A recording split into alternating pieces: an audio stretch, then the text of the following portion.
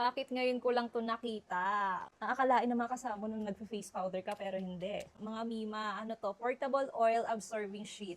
Blotting paper 'to mga Mima na meron na siyang kasamang mirror sa loob. Ayan, para siyang face powder or lagayan ng foundation. Ayan siya mga Mima, o ganyan siya. Tapos, meron na rin kasamang puff.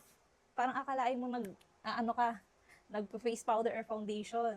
So, ayan yung kanyang mirror. Tanggalin natin para mas malinaw siya. Natatanggal yan. Ayan siya. O, diba? Ang galing nito kasi mas hygienic dahil hindi mo na kailangang hawakan yung blotting paper. Ito yung blotting paper niya. Meron siyang kasamang 100 pieces ng blotting paper. Tapos eto, ganito lang gagawin ng mga Mima. Tanggalin muna natin tong nandito. Ayan.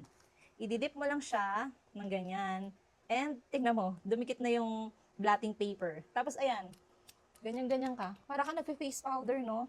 Aakalain naman kasama nung nagfe-face powder ka pero hindi. Tapos ayan, titingin ka lang dyan sa mirror. Hindi mo na kailangan maglabas pa ng ibang mirror, di ba? Kasi may kasama na siyang mirror. Ayan, ang oily ng face ng babaeng ite.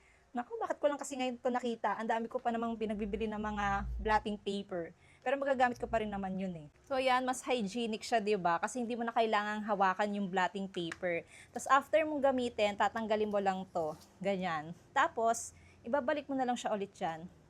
Ayan, no? Diba? Ang ganda. Napaka-affordable lang nito mga Mima. Kaya for the go na.